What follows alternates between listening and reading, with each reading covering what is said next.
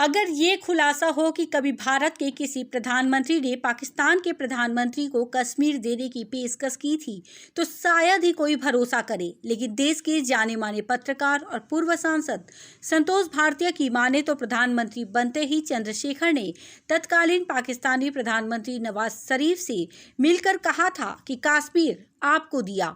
संतोष भाटिया ने यह बेहद चौंकाने वाली बात अपनी किताब बीपी सिंह, चंद्रशेखर, सोनिया गांधी और मैं में लिखी है। भारतीय के मुताबिक यह जानकारी उन्हें खुद चंद्रशेखर ने दी थी। इस किताब में राजीव गांधी को प्रधानमंत्री की गद्दी से उतारने वाले विश्वनाथ प्रताप सिंह ने किस तरह 2004 में सोनिया गांधी को प्रधानमंत्री बनाने के लिए न सिर्फ वाम दलों समेत सभी भाजपा विरोधी दलों को तैयार किया, बल्कि द्रुमक अध्यक्ष एम करुणानिधि, जो अटल बिहारी वाजपेयी को समर्थन देने का वादा कर चुके थे, उन्हें मनाने के लिए खुद ही उनके समर्थन का पत्र लिखकर और उस पर उनके हस्ताक्षर करके उन्हें अपने खिलाफ एफआईआर कराने को भी कह दिया। तब भावुक होकर करुणानिधि ने बीपी का हाथ थामकर सोनिया के लिए हामी भरी थी। 1977 में जनता पार्टी की जीत के बाद की एक घटना का जिक्र करते हुए संतोष भाटिया ने लिखा है कि जीतने के बाद जब पहले जेपी और फिर बाद में चंद्रशेखर,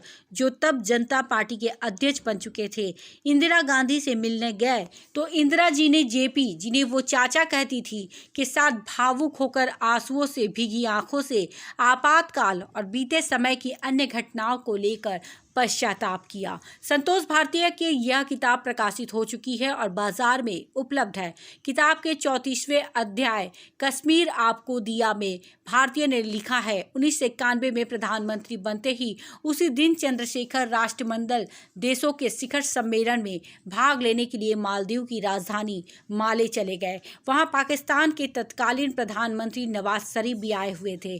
पहले नवाज शरीफ का भाषण हुआ, फिर भारत के प्रधानमंत्री चंद्रशेखर भाषण समाप्त करके जैसे ही मंच से नीचे उतरे, वहां उन्हें नवाज शरीफ दिखाई दिए, जो उनकी तरफ ही बढ़े आ रहे थे। चंद्रशेखर की एक खासियत थी कि वे हर एक से अनौपचारिक व्यवहार करते थे। नवाज शरीफ जैसे ही पास पहुंचे, चंद्रशेखर ने उनके कंधे पर हाथ रखकर कहा, आप बहुत बदमाशी करते हैं। इस पर नवाज शरीफ बोले, आप बदमाशी का कारण दूर कर दीजिए। खड़े खड़े चंद्रशेखर ने पूछा, क्या कारण है, मैं दूर कर देता हूँ। नवाज शरीफ ने कहा, कश्मीर हमें दे दीजिए, बदमाशी दूर हो जाएगी। चंद्रशेखर ने 10 सेकंड तक नवाज शरीफ के चेहरे को देखा और फिर बोले, कश्मीर आपको दिया। नवाज शरीफ के चेहरे पर खुशी और सब कुछ पा लेने का भाव चमकने लगा। उन्हें लगा कि उन्होंने इतिहास को जीत लिया है। वे बोले, तो आइए बात कर लेते हैं। चंद्रशेखर और नवाज शरीफ एक छोटे से कमरे में चले गए। नवाज शरीफ ने पूछा, कैसे आगे बढ़ना है? तो चंद्रशेखर बोले, आपको एक छोटी सी घोषणा करनी है। नवाज शरीफ ने कहा, बताइए, मैं अभी करता हूँ। चंद्रशेखर ने कहा, कश्मीर के साथ आपको भारत के 15 करोड़ मुसलमानों को भी लेना होगा।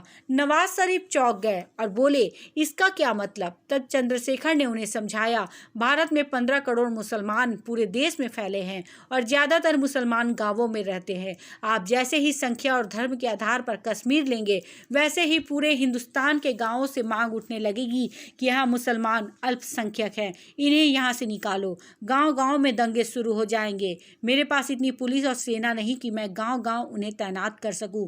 आगे चंद्रशेखर ने कहा, कश्मीर भारत के लिए आर्थिक रूप से फायदे का क्षेत्र नहीं, वहाँ हर चीज़ बाहर से भेजनी पड़ती है, आर्थिक बोझ बहुत है, लेकिन कश्मीर भारत के लिए धर्मनिरपेक्षता का जीता जागता प्रतीक है।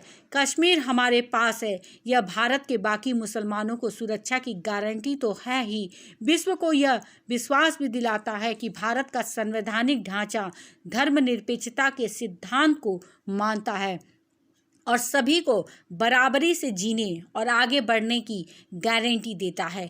चंद्रशेखर ने फिर कहा, आप कश्मीर के साथ 15 करोड़ मुसलमानों को लेने को तैयार हैं तो मैं घोषणा कर देता हूँ। नवाज शरीफ अवाक रह गए। उस पर उन्होंने चंद्रशेखर से मुस्कुराते हुए कहा, क्या मैं आपको भाई साहब कह सकता हूँ? चंद्रशेखर भी मुस्कुराए और कहा, क्यों नहीं। तब नवाज शरीफ ने हंसते हुए कहा, कश्मीर पर मैं भी चुप हो जाता हूँ और आप भी चुप हो जाइए। दूसरी बात नवाज शरीफ ने यह कही, हम लोग हॉटलाइन लगा लेते हैं ताकि हम समस्या पैदा होने पर सीधे बात कर सके। इसके बाद दोनों प्रधानमंत्रियों के कार्यालयों में हॉटलाइन लग गई।